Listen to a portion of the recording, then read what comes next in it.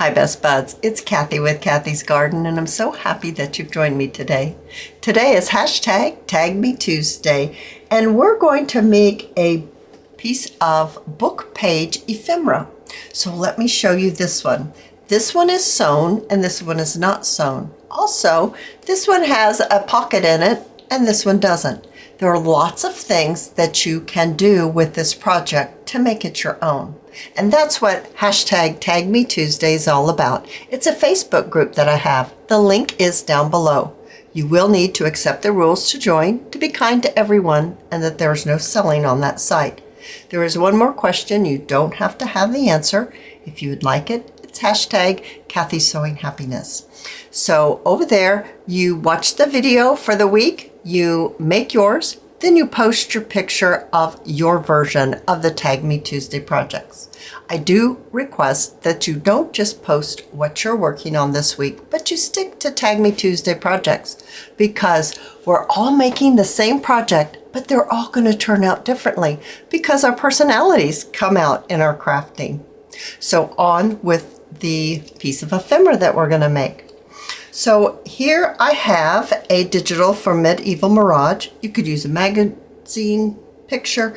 You could use a picture from a paper pad, because a lot of times paper pads have tags in them.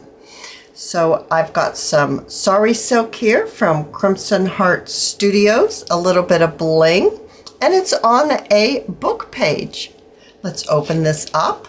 Just a little bit more decoration here, and over here I've got a pocket and a tuck spot. So we've got a pocket and a little tuck spot right here.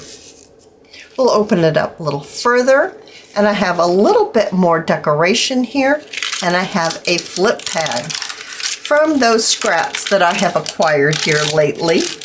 That tracing paper and the food dyed papers. I think this really is pretty.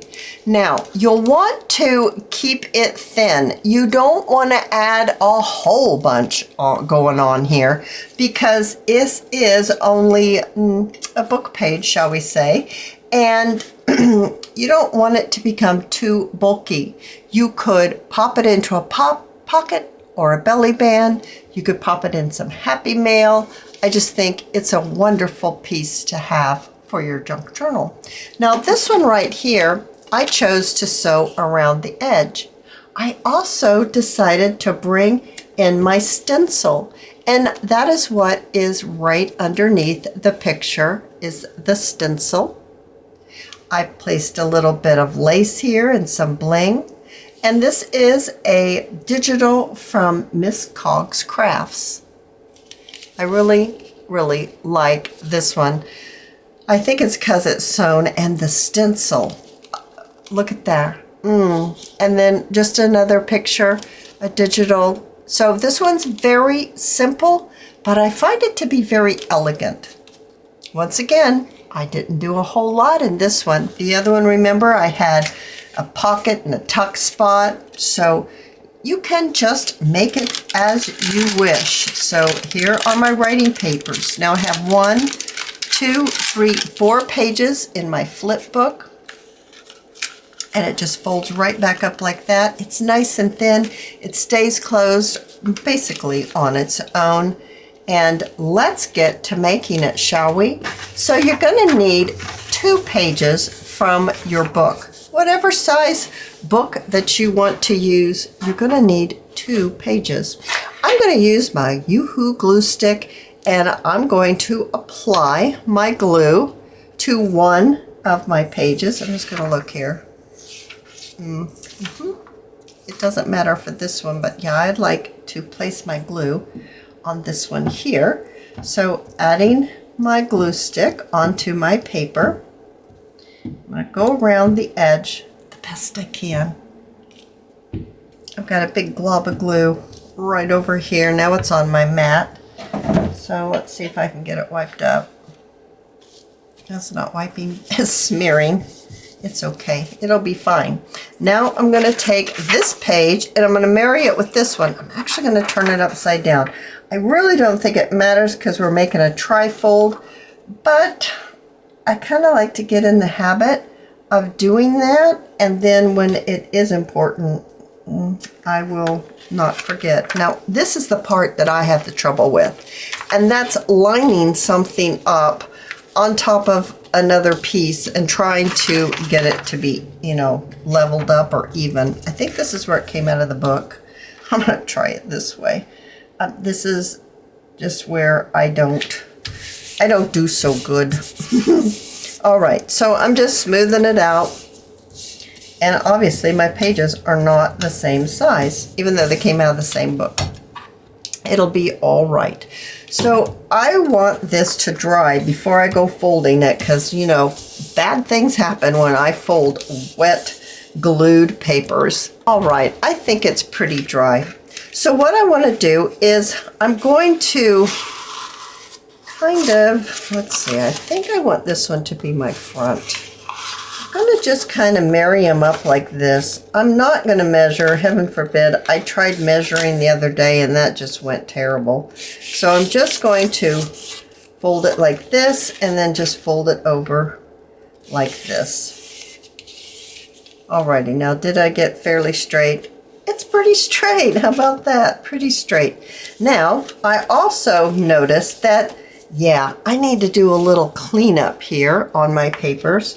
So I'm actually going to do it folded up. Now you're going to want to select books that are not too, I'm just going to say cracky.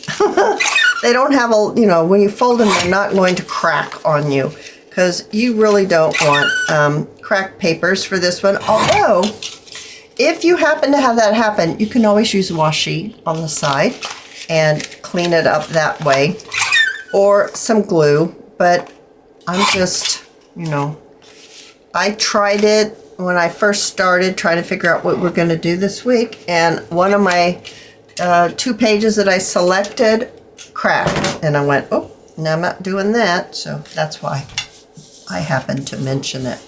So what I think I want to do with this one is I do think I want to use my stencil again, because I just love how that turned out with the stencil. And it's just so, I don't know, there's just something about it. So I have a few pieces here. Now I've got some blue. I think, now, once I try to say who it's from and then I'm wrong, I hate to do that. I do know these two because that's recent. Medieval Mirage, Chapter 1 papers. The others, I'm just not sure about. This might be really pretty with the stencil. So what I'd like to do first is I'm going to bring in my frayed burlap, and I'm going to just highlight the edges of my papers. Now, if you don't ink, that's okay. You don't have to ink. And you definitely don't have to ink to do this project. I'm still not completely married up with the papers. I can see that this paper's a lot shorter, but you know what? I'm not going to worry about it. I'm not going to try to be perfect with it. I'm just going to let it be. And inking it up around the edge. I'm actually thinking I might take it to my machine. This is when you would want to take it to your machine and sew it if that's what you want to do. All right, so I have sewn mine. Now remember, this is just another layer that you can place on your pieces of ephemera. Here's one, I did not sew it. It's just as cute, okay guys? So I find that a lot of people think that if I sew it and they don't have a sewing machine, then they can't make that project. But you most certainly can make this project. You do not have to have a sewing machine. All right, so the way I get this look is first I go around with a fairly straight stitch, and then I go back with my second one, and the second one is the one that goes in and out and in and out, and that's how I get this look. I really, really like this look. So the next thing is I'm going to use my stencil, and I'd like to place it on my front here. So I'm going to use my frayed burlap and my sponge, and I'm just going to kind of dab it. I'm not going to move it around too much, a little bit, but I'm worried about catching the edges of my stencil. I don't want to accidentally pull them up or rip them, because I like the stencil a lot, and I like to use it with my media as well. So I'm going to try not to lift up the pieces. Oh, goodness gracious. I love that. I just love that. So I'm going to actually do another full one right here. I'll turn it over because this is where most of my color is. So when I wipe it off, I'll just have to really clean one side. So just applying. In some areas I want to be darker. In other areas I'd like to be lighter. So I don't want it to be perfect. Okay, whoa, I just moved it. I think it will be fine. Yep, you can't tell. Perfectly fine. All right, so now let's look at this. Do I still like that on there? I'm not sure. I need to shut my heater off. I'm getting really hot in here. Okay, I shut my heater off. My husband's home today, and I have my white noise machine on, and I would like to just try to muffle any noise. And I had my heater on when I shut my door, and that's when it gets pretty hot in here. So I don't want to cover all that up.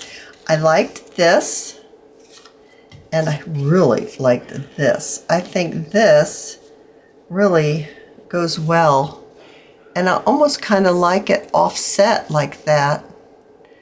Yeah, and then maybe we could put a little bit of decoration or lace or something down the side. And this says the complete Sherlock Holmes, because that's what book it came out of. So I think I'd like to glue that down just like that.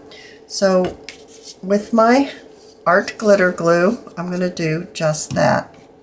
And I'm going to pop it on about like this, I do believe. Okay. Now, on the inside, I like this. We could make a little tuck spot out of one of these. Maybe even, this one's wider, I should say. It's wider. I could tuck that in, or I could use this to tuck something in. Like that. I could do that. I could even make it go what my mother would call cattywampus. And I could use it as a tuck spot right there. If I do that, I would like to put at least a little bit more of my stencil on here. So just maybe a little bit right here on the top. So that when I place this here, I'm still not sold on that being there like that. Maybe this one. Maybe if I put this here, and then I could use it for this. That looks nice. Yeah, I like that. So I'm going to ink this up a little bit, and I would like to have this inside my stitching line. So I'm going to trim it off right there just to ensure that it's fairly straight. I'm going to use my little guillotine because I'm notorious about cutting something crooked. I'm amazed when I see people just cut away and everything's straight and good. I'm like, oh my gosh, how do they do that? I have no clue how someone does it, because that is so not me. I needed to trim it a little bit because I needed to clear this fold, and I wanted to set inside the sewing lines. So now I just want to add my glue to 3 sides to make it into a pocket. I have it set right there like that. And grab a little piece of paper towel for blotting. And then we can pop this beautiful forget-me-not, because that's what that flower is, a little forget-me-not right there. Now over here, do we want just a decoration or do we want something else? I'm not sure. I'm not sure at all. I don't know if this is wide enough to get, probably, well, if I only did 2 sides, it would, and I could use it for another type of tuck spot. Let's do that, because we just cut it off, might as well use it, right? So adding my glue to 2 sides because I need it to open up wider so that I don't have to struggle getting in my piece of ephemera, my little tag. No struggling. We'll just slip it right in there like that. Now this is where I'd like to put my flip book. Now I have some of those scraps. I just knocked over my glue stick. I have my tracing paper that I saved from our project yesterday. And I have some lined book pages, and that's perfect length. And I like it when the lines go the correct way for journaling. I really do like that. So let's go ahead and let's trim it. Remember, you need to make sure that it fits within your folding so that it doesn't bind. I'm going to trim this here, and I'm going to trim it here. So now we have 2 pages, and then let's just, this one is so not straight. I think this one's a little straighter. Let's fold it in half. Well, it's not that straight either. Let's trim it. Not that it needed to be straight, but yeah, I just trimmed it. Okay, trimming that, and then we've got 2 of these and 2 of these, and that's what I want. I don't want to put any more than that in this little flip book because if I do, it's going to make it too bulky. My one that I did not sew, this one right here, I took my small stapler and I stapled my papers first, and then I glued them onto my page, and then I decorated the top. This time, because I have sewn, I am going to go ahead and sew these pages together with my machine. Either way is absolutely perfect. Carrying on with my kind of zigzaggy stitch, I'm going to add my glue to the very back, and then I'm going to glue this pretty much up at the top so that it kind of looks like I just stitched it all the way across, but I need to move it over a little bit, can I? Yeah, I almost messed up there because of the folds. Remember, it has to fit within the fold area. All right, so now all that I need to do is maybe do a little bit of decoration on the front. I'm going to grab a little paper clip here, and I'm going to, oh, I looked to see if my video, because my thing had fallen down, I was like, did my video stop? But it didn't. You're still with me. All right, so I've got a little piece of Sari silk from Crimson Heart Studio, and I think I'd like to make a little ruffle. I've got my glue gun, Sure Bonder High Temp, has that special tip, and I'm going to just add a little bit of glue here, and I'm going to just push it up just to get a little bit of movement out of the Sari silk, just to give it a little interest instead of just gluing it down flat. And it will glide on your glue. So if you don't have a glue gun, you can use fabric tack or whatever glue that you use for your fabrics. It'll glide on that glue as well. Yeah, that just added a little bit of movement. Also, I have in my drawer some of my little bling that I haven't been using lately, but I decided I would use it again and maybe add just a little bit of bling. I'm not sure where exactly I want to add it.